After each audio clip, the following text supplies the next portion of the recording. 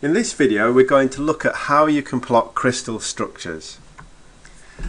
What you need to do first of all is you need a directory with this word ViewerLite on it. If you double click ViewerLite, you'll see there's lots of little files in there. Some of them are called MSV files. The one that's most important for you is this one over here, which is the MSViewer.exe. The MSViewer.exe opens something, it opens the ViewerLite software.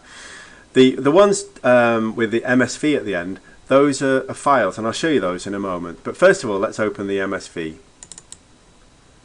I'll open this one. First of all, for some reason, I don't know why, it usually says failed to update the registry. I do not know why it says that, but I just say OK, and it opens.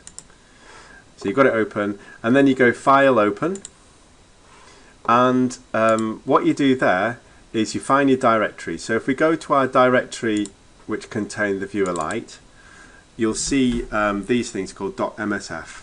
So the ViewerLite software reads MSV files, it also reads something called CIF or CIF files. Let's open a MSV file so you can just get the gist of it. So I'll do a DNA one. Ooh, and there you see a DNA. It doesn't look anything like DNA at the moment, but that's because you're looking down the central axis. If I turn it, so I've got these buttons down the left hand side which enable me to turn it. I think it's already selected for turning because I can see it, and I'll move it round, and there we are. Now it's starting to look a bit more like a DNA model. There's lots of things you can do with this. So for example, it's quite big at the moment. You can fit it to screen. So if I click this button here at the top, there it is, fit it to screen. You can make it bigger or smaller with your mouse, with the wheel on your mouse. So there's bigger or smaller. And you can change how it looks, so in lots of different ways. So for example, you've got the molecules here that's on the DNA molecule. It's got a sugar phosphate backbone, so these must be the phosphates.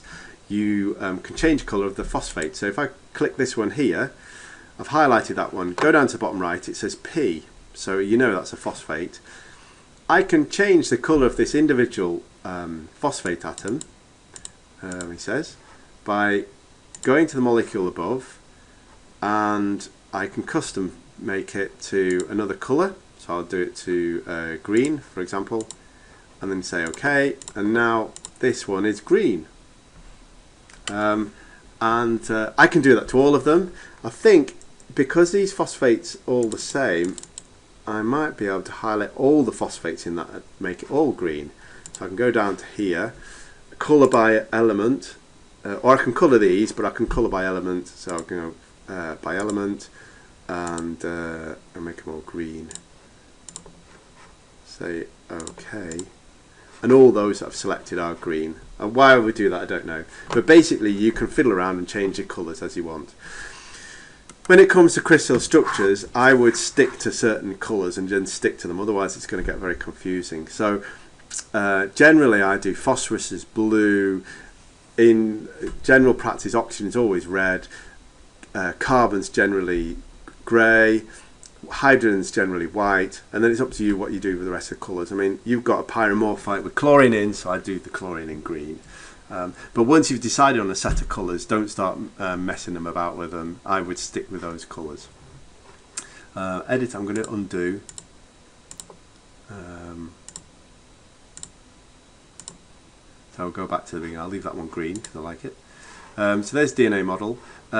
You can, over here on the left hand side, you can click this button and it allows you to rotate. Click this one and you can move it around up and down.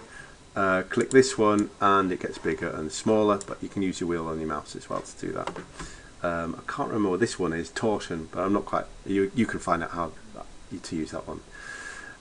The other thing to go back onto is over here, and it's got, you can represent it different ways. So a quite handy one to do is CPK, but you can also represent it by scale, ball and stick. You can represent it by ball and stick, so it looks a bit different. You can represent it by just stick, so it just looks like that. You can represent it by line, it just looks like that. So sometimes if you represent it by a line, for example, you don't see the atoms, but it makes it more easy to see the relationships between things and how things go on. There's another one that's quite useful, and that is the polyhedron. I don't know if it's going to work on here. Oh yeah, polyhedron's quite useful. It's very pretty. If you've got something like a phosphate group, it'll make a polyhedron out of them. So it doesn't mean you've got polyhedra in your DNA molecule, but it just means it's from a representative point of view, you can quite easily see where the phosphate backbone is, and then you can sort of focus in on the individual atoms. Now what I don't know is whether you'd be able to do polyhedron and, let's say, CPK. So there may be a button somewhere, I haven't done it here, but where you can mix and match. So so that's, and basically you can turn it around, and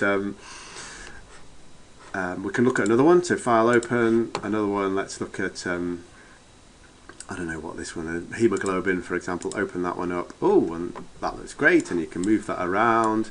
You can see the iron, sorry, what am I talking about? Chlorophyll. Magnesium in the center, and the arrangement, the complex there in the center. Zoom in and out.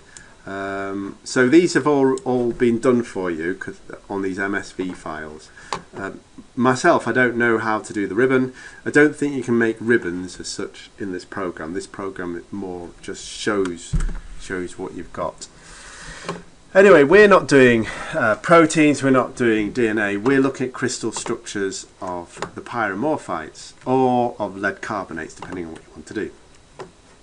So if I go open, the files it will get from me are CIF files, so CIF. The CIF files are made, and I'll have to do another video as to how to make the CIF files, but if you've got the CIF files from me, then you've got the CIF files. So if I open one, at the moment there's a series of CIF files, some of them like this one, barium sulfate, but there's one here which says hydroxyl pyromorphite is there. I can take down, I was going to put pyromorphite is here. Pyromorphite for AMS database, that's a CIF file. You'll notice there's an MSV file as well, but the CIF file is the raw data that you need in order to make a picture.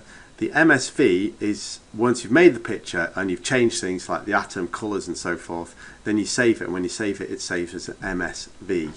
So so I'll go in, open the CIF file first, and there it is. There's a CIF file, and it's got the basic information. You can see the phosphate groups. You can also see something else. So for some reason the grey, one of these grey ones, if you want to find out what an element is, you can click on the element and then you read down at the bottom and right, it says, oh, that's a lead. This one here, if I click on that one, that's a lead.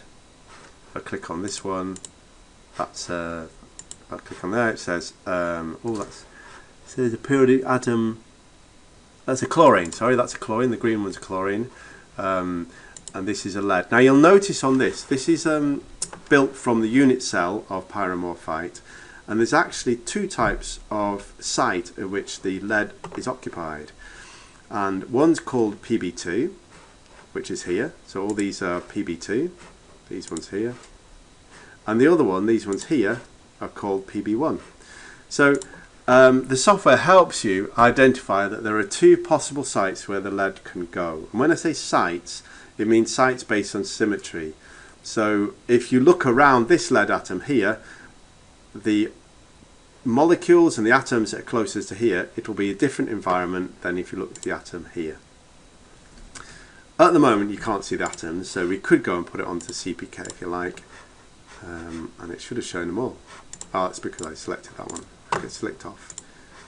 So that's CPK, or polyhedron, no, CPK, that shows them all. Okay, so this shows all the atoms, and at the moment there is this atom here, it's like a bond between the oxygen on a phosphate and a lead one, and there's a setting on here, and it took me a while to find it. It was on crystal cell, and it's on preferences, and it says proximity bonding, and if you take the proximity bonding off and say OK, then it takes off those bonds. Somewhere there's a setting which says if you're close enough to another atom it makes a bond, but actually we don't really want to show a bond. between the lead and oxygen here, because it implies there's a covalent bond, and actually it's an ionic bond that we've got. But that is your crystal structure, and that's pyromorphite. These are the chlorines, these grey ones are the leads. Remember, there's two types of lead, so remember, if I click that one it says Pb2, but if I click this one it says, well, that says Pb2 too. So that's the same as that one. What about this one here? Pb2, Pb1. So these are the that's a Pb1, that's a Pb2, that's a Pb2, this is a Pb2. Maybe I have to rotate them a little bit. You should be able to find the Pb2s and Pb1s. There's a Pb1 behind. Pb1 kind of looks like Pb2, but it must be different environment. Pb2, Pb1. Okay. If you want, it's quite useful to show the unit cell at times. So if you go back to Tools, and then you go to Crystal Cell, and then you go onto the cell parameters, not cell parameters, style, lattice display. You can put line on, and you can say OK, and it displays the lines. You can go back to Crystal Cell, and you can put label axes, and you say OK. And now you can see where the A runs, and you can see down here, this is the C direction, because it goes from the origin O to, you can't actually see the other one so well, origin O to C, then you've got the A axis running along here, and then you've got B axis coming up here. And then go back to Crystal Cell, and space groups is already defined for you, because it's defined for you in the actual original SIF program, so you don't need to worry about those. Preferences, now this is useful. Preferences, it says view range. You can make the unit cell longer in the A-axis by doubling the length along, almost as if you stack two unit cells together. Let's have a look at that one. There we go.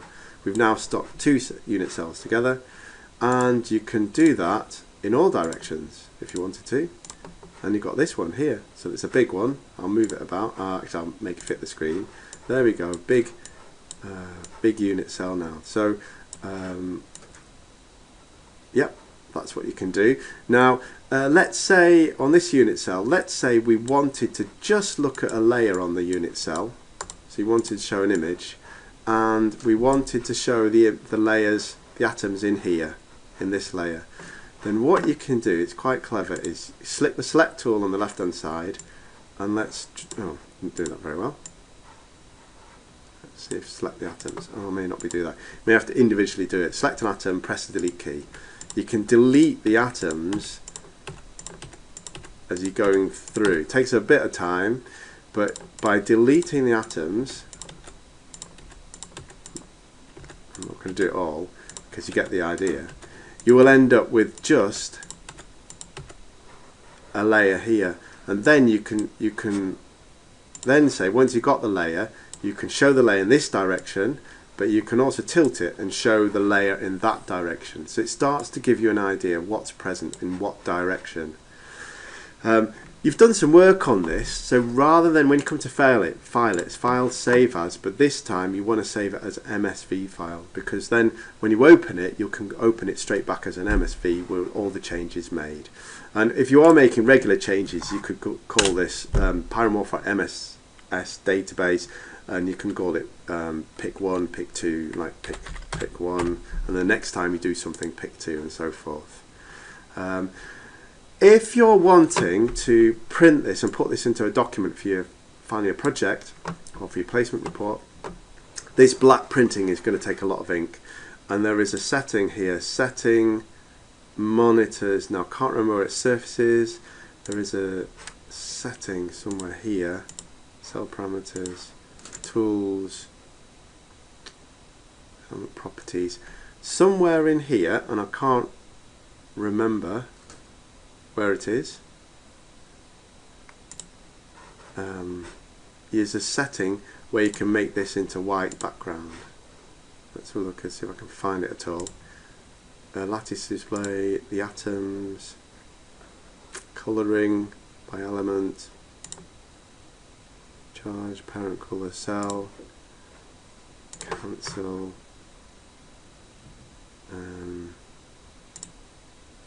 do that one again. Hydrogen atoms, labels, monitors, surfaces, crystal cell. Right, I can't find it. I'll let you find it, but somewhere in here there is a button which you can do which removes the black background, and then it's much easier to place it in your document. When you come to place it in the document, you can then, when you're happy with it, you can go File, Save As, and then down here you can save it as your JPEG file. So we can save it JPEG, pick one, say OK, and then it's JPEG. But remember, change that dark background into a white background. Just see if it's there at all. So, oh, there's element properties here, which is useful if you want to have a play with that one. It gives you an idea of the radius if you want to change the radius of some of these atoms. And stick colour grey. No, I still can't find it, but it is somewhere in there to change it to black and white. And that's it in a nutshell. One of the tasks that you'll need to be able to do is when you've got an actual real crystal and you can see its shape, if you know the faces that are on the crystal, then you can then plot a picture of what that face looks like. So for example, this one here, because this is down the, I can see that this one is down the C axis, because there's the origin here, the C is there, so this direction is the C axis. So if I was to take a picture here, this is a plan view looking down the C axis on pyromorphite, and then I could show that. Or I could show a slice through the C axis and show that. So very useful piece of software.